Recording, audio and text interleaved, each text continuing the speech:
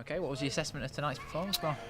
Oh, well, the second 40 minutes was a good 40 minutes. The first, but as you can see, the pitch at Batley is an hard pitch to come to terms with, and Batley were very, very strong in the first 30 minutes, and I thought we struggled with them a bit. They come out high intensity and plenty of punch, and the caught us on the up a little bit. So a little bit frustrated at half time, but we held his nerve and scored the 2 late tries in the first half, which put us in good stead for the second half. And the pleasing thing is we scored, just like we did last week, 2 quick fire tries that took it away from them and put us really, really in control. And I think we had the first 6 sets of the start of the second half, which again got us the momentum, got us a bit of a roll on, and allowed us to push on and win the game and comfortably in the end. And I suppose the pleasing thing for us in the second half, they didn't score a point, and I always rap the boys for that when you at any level, if you stop a team from scoring for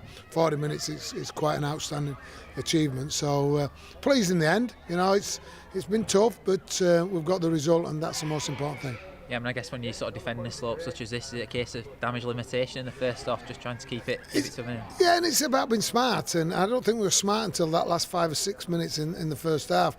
We didn't complete, and then we give penalties away, and last thing you want to do is coming back and defending right in the bottom corner of the hill. So we wasn't smart in that aspect, which is one of the areas that we'll have a look at. But again, when we do the little things that we talk about and run the right plays, it's evident that we're a quality team. And people talk about Menzies again, 3 tries, 7 tries in a week. Well, that's Menzies, and he's firing all cylinders again, and I'm pleased he's in our team, and I'm certainly pleased that he's in our team when you're running down a hill like this. Yeah, I guess it was quite crucial where the game sort of unfolded to get that score, or double score just before the interval, I guess, going to the half-time break we're on a bit of a high. Yeah, because like I've just said to him at the end of the game, you can't keep giving yourself these hurdles to keep overcoming, and it was 12 and we got back to 12-10.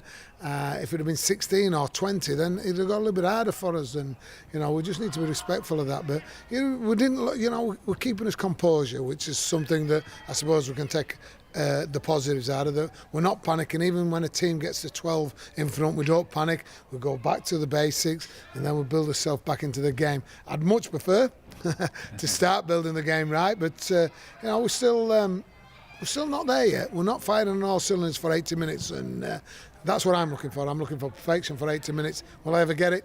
I don't know, but I'm going to strive for it. Yeah, do you find yourself as a coach maybe pulling your hair out a little bit when they're starting such as this, or do you take confidence that they're coming back and showing the character? At half time, I think I said to somebody, I think it's easier to play than coach, and it gets frustrating because you know what they're capable of, and you know what the potential is and the qualities are, and when they're not delivering that is part of the frustration. But they've worked hard, they've got the results. A tricky, it could have been a banana skin.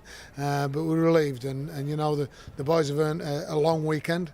We'll come back in on Monday, Tuesday, Thursday next week, and then we've got Whitehaven at home, and all we can do now, there's 7 games left, we can just keep looking game at a time, and every time we get 2 points, we're a little bit closer to the objective at the beginning of the season, the goal of getting in the top 4.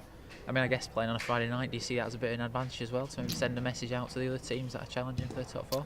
Yeah, I like Friday nights, I always have, and I like my weekends, with the family, and I know the part-time players do as well. So Friday night's a great night for rugby, and it does, as you've just so rightly said, is that the teams that are in and around us know that we've got another 2 points again, and I'm sure if we hadn't, they might be getting a bit more of a buzz going into that game, but we'll just keep that space. If everybody wins this weekend, we're still 4 points in front, and there's 7 games to go. Then there's 6 games to go, and we just got to enjoy the weekend. It's going to be a nice summer's weekend for us, and the sun's going to shine on us. We need to enjoy that, refocus on Monday, come in and prepare for, again, another tough battle next week against Whitehaven. Yeah, and bringing Dave Peterson into the squad as well. How do you think he adapted on his first game tonight? Yeah, I'm a tough one with him. He's only trained 2 or 3 times with us, but he's a tough cookie, and he's a winner, and he wants to be the best he can be, and he's that sort of player that I love in and around the squad, and it reminds me a lot of Missy Talipapa, Michael Knowles and all that,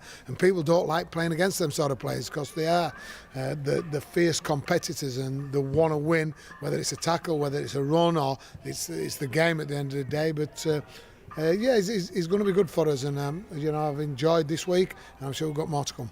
I know you signalled a burning intent to bring another fresh face or two into the squad as well. Is that quite important to keep that freshness around the squad with the existing players? We're always looking, and there'll be 1 or 2 players going out probably over the next week or so on loan and that. So, to give them their personal development, because, if they're not playing first team rugby at this level, how are we helping them? So there might be 1 or 2 players going out this lot on loan this week. We will be also looking for players. Can we potentially fetch people in that we might be interested in for next year as well? So, the thing is with Dave, I know he's contracted with Bradford for next year. Are they going to keep him? If not, what do we know about him? What does he know about us? Would he want to be #joining the journey? And I guess just on a final note, obviously a new home next week at Castle Park as well. I mean, have you got used to sort of maybe just taking the bags and setting up camp somewhere else? Yeah, I mean, look, it's a piece of grass, isn't it? And it's a wide, firm ground, big, plenty of space for us, and that's what we love. That's the nice thing at Keepmoat. So this is a nice big rugby union pitch. We're looking forward to it. It's like playing another way again, but we're used to it now, and we just need to go there and prepare correctly. Will we have played on it? Will we know the dimensions? We'll know the dimensions, but we weren't trained on it or played on it before. But it's just another challenge for us, and one we're up for.